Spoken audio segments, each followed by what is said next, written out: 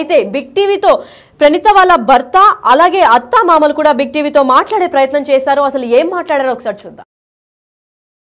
2 రోజుల నుంచి కూడా చూస్తూ ఉన్నాం డాక్టర్ ప్రణీత సెల్ఫీ వీడియో కూడా బాగా వైరల్ అయింది. అంటే తన అత్తమామ అయితే బిగ్ టీవీతో ప్రణీత వాళ్ళ భర్త అలాగే అత్త మామలు కూడా బిగ్ టీవీతో మాట్లాడే ప్రయత్నం చేశారు. అసలు ఏం మాట్లాడారో ఒకసారి చూద్దాం. 2 రోజుల నుంచి కూడా చూస్తూ ఉన్నాం డాక్టర్ ప్రణీత సెల్ఫీ వీడియో కూడా బాగా వైరల్ అయింది. అంటే తన అత్తమామల దగ్గర నుంచి కూడా హింసలు తను భరించలేకపోతున్నానని చెప్పి, అలాగే తన భర్త కూడా తనని చిత్రహింసలు పెడుతున్నారని చెప్పి ఆ వీడియోలో ఆమె చెప్పడం కూడా జరిగింది. సో అందుకు సంబంధించి ఆమె సూసైడ్ చేసుకుంటున్నట్టు కూడా ఆమె లైవ్ లో కాల్లో కూడా చెప్పడం జరిగింది. అయితే ఈ నేపథ్యంలోనే నేను వాళ్ళ పేరెంట్స్ తో కూడా మాట్లాడడం కూడా జరిగింది. మరి హస్బెండ్ ఎక్కడ అని అడిగితే ఆయన పరారీలో ఉన్నారు అని చెప్పగానే నేను లైవ్ లో ఆయనకి కాల్ చేసి కొన్ని క్వశ్చన్స్ కూడా అడగడం జరిగింది.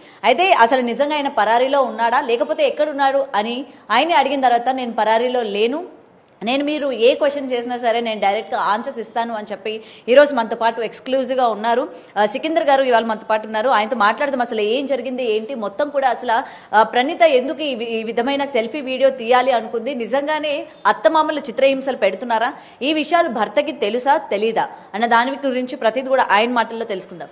సికిందర్ గారు, ముందుగా సెల్ఫీ వీడియో గురించి మాట్లాడదాం. ఆమె అత్తమామలు చాలా హింసలు పెడుతున్నారు, తనకే కాకుండా మీ కూతురికి కూడా ఫుడ్ పెట్టలేదు, వాటర్ కట్ చేశారు, కరెంట్ కట్ చేశారు, అసలు కొట్టడం కావచ్చు, అండ్ ఇప్పటికీ రిలీజ్ అయిన వీడియోలు కూడా కావచ్చు. నేను మిమ్మల్ని నిన్న కాల్లో అడిగా, మీ నాన్నగారు ఆమెను ఎందుకు లాక్కొని లోపలికి తీసుకెళ్లారు, ఎందుకు డోర్ వేసేశారు, మొత్తం అసలు ఈ సినారియోలో మీరేం చెప్తారు, మీకు ఎంతవరకు తెలుసు? ఓకే మేడం, యాక్చువల్గా మేము లాస్ట్ 3 months నుంచి నేను ఎప్పుడైతే ఫ్యామిలీ కోర్టులో డివోర్స్ కేసు నేను అప్లై చేశాను.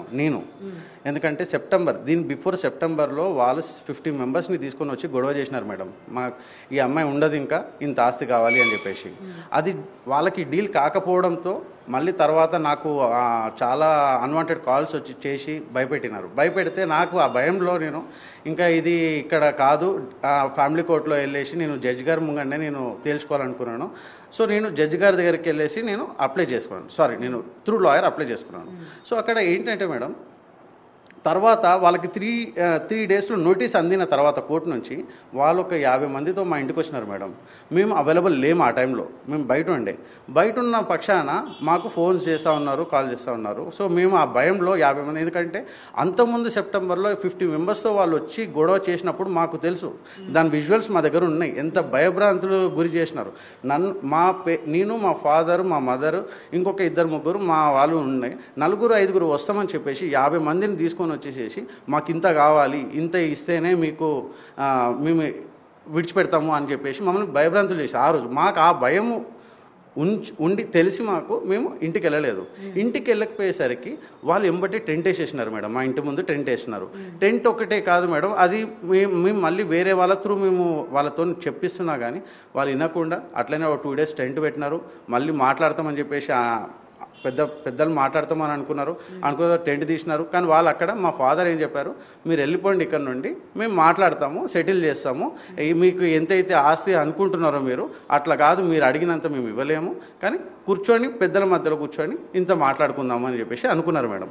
అనుకున్న తర్వాత వాళ్ళు అక్కడ నుంచి వెళ్ళలేరు మేడం. వెళ్ళకపోయేసరికి మేము కూడా వెళ్ళలేదు. వాళ్ళు వెళ్ళంది మేము ఎట్లా వెళ్తాం, ఎందుకంటే ఆ అమ్మాయి మెంటల్లీ కొద్దిగా డిసార్డర్ మేడం. ఆ అమ్మాయి నిన్న నేను 2 times సూసైడ్ అని చెప్పాను కదా. హాస్పిటల్లో చూపించారా, దానికి సంబంధించి డాక్టర్స్ ఏమైనా చెప్పారా? Right madam. సో నేను ఎలా డిసైడ్ అవుతున్నాను అంటే, ఆమె నా లైఫ్ పార్ట్నర్ కాబట్టి నాతో ఒక 6 to 8 months నాతో స్పెండ్ చేసింది మేడం. 6 yearsలో ఆ 6 to 8 months నేను ఎంత నరకం అనుభవించినాను, ఆమె ఈ చిన్న దానికి ఎట్లా వాయలెంట్గా రియాక్ట్ అవుతుంది అనే దానిపైన నేను మెంటలీ డిసార్డర్ అనేసి నేను అనుకున్నాను. అండ్ నేను అనుకోవడమే కాదు, వాళ్ళ సైడ్ నుంచి వాళ్ళ పెద్ద మనిషి దర్పల్లి రాజశేఖర్ సిఐ గారు కూడా సరునార్ స్టేషన్లో నన్ను పిలిచినప్పుడు మాట్లాడినప్పుడు వాళ్ళే అన్నారు, సైకాట్రిక్కి చూపిద్దామా అమ్మాయిని, మరి మీకు ఓకేనా అని చెప్పేసి వాళ్ళే అన్నారు. కావాలంటే మీరు దర్పల్లి రాజశేఖర్ని అడగండి, సిఐ సరునగర్ సైదిరెడ్డి గారిని కూడా అడగండి, వాళ్ళ ముందే అన్నారు, వాళ్ళే అన్నారు, నేను అనలేదు. ఓకే, అయితే ఆమె నిన్న 2 times అని చెప్పాను మేడం నేను కాల్లో, కానీ 2 times కాదు మేడం, పెళ్ళికి బిఫోర్ కూడా 1 time చేసుకున్నారు. అది చెప్తే ఎందుకంటే నేను చెప్పాను కదా ఇంత సిల్లీ రీజన్స్కి ఆమె పెళ్లి కాక ముందు సూసైడ్ అటెంప్ట్ చేసుకుందా, లేకపోతే పెళ్ళైన కొత్తలోనా? లేదు, పెళ్లి కాక ముందుకు కూడా. ఎందుకు మీరు పెళ్లి చేసుకోవాలనా? కాదు, అది నేను అందుకే చెప్తున్నాను. ఆ అమ్మాయి నువ్వు అని కాదు, ఆ అమ్మాయికి మెంటల్ ఇష్యూ ఉంటుంది. ఆ అమ్మాయి ఒక చిన్న థింగ్ ఆమె తరఫున ఆమె లాగా పోలేదు అని అంటే ఎలాంటి వాలెంట్ రియాక్షన్ అయినా చేయగలుగుతుంది ఆమె. ఎలా అంటే ఒకసారి వాళ్ళు ఈ డూప్లెక్స్ ఇల్లు కట్టుకుంటారు మేడం సరూనగర్లో.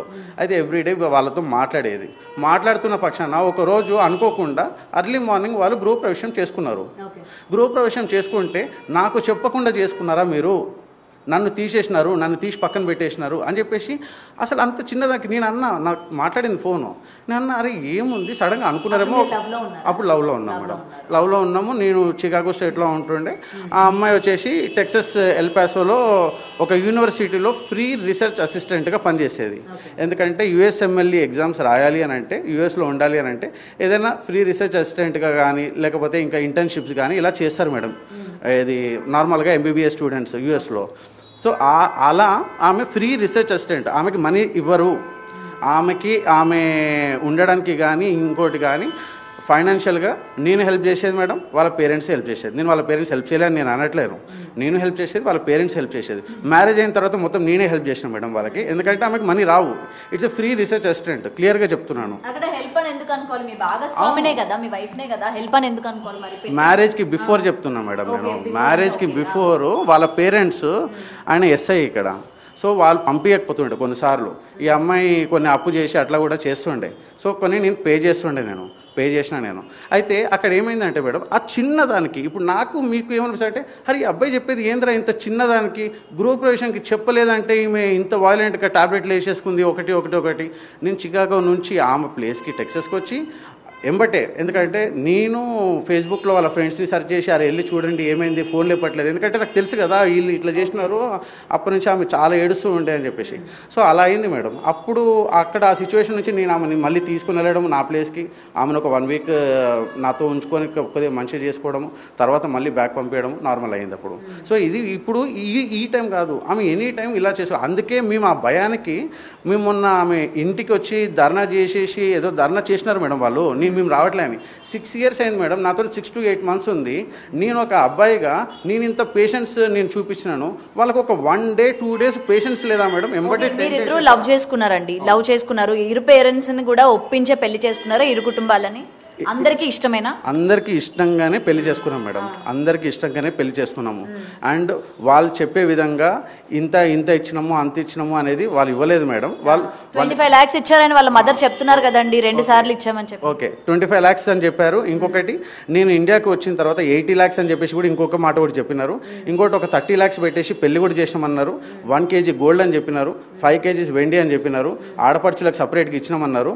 ఇవన్నీ ఎలా ఇచ్చినాడు ఒక SI, నార్మల్ SI, అప్పట్లో కానిస్టేబుల్ సింగిల్ ఇన్కమ్తో ఎలా ఇచ్చినాడు, మాకు ఇచ్చినాడు అంటున్నాడు కదా, ఎలా ఇచ్చినాడు, అతను ఎప్పుడు సంపాదించినాడు, అండ్ ఇప్పుడు ఉన్న డూప్లెక్స్ ఇల్లు ఎట్లా కట్టినాడు, ఆ పక్కన ఉన్న 100 square yards ప్లాట్ ఎట్లా కొన్నాడు, అదే కాలనీలో ఇంకో వెనకాల 3 floors ఇల్లు ఆయన ఎట్లా కట్టినాడు, ఒక SIగా అప్పట్లో కానిస్టేబుల్గా ఎలా చేసినాడు. నా క్వశ్చన్ మేడం, ప్రూఫ్ ఏది ఉంది?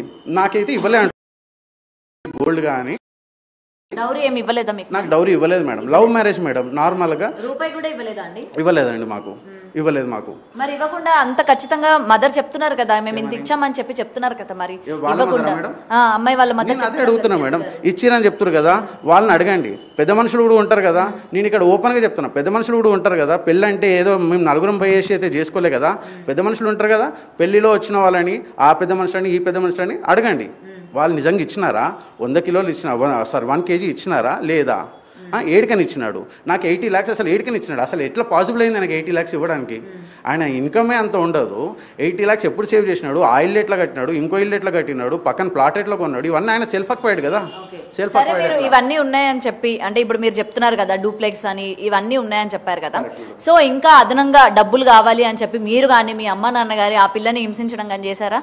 ఇంకా మాకు డబ్బులు కావాలి అని చెప్పి. ఓకే, అయితే మేము 2020లో నేను US నుంచి, పాప జూలైలో పుట్టింది మేడం, జూలైలో పుట్టింది పాప, నేను ఆగస్టులో వచ్చినాను మేడం. మా పేరెంట్స్ కానీ నా వెల్ విషర్స్ కానీ ఏం చెప్పారంటే, అరే మా సికిందర్ నువ్వు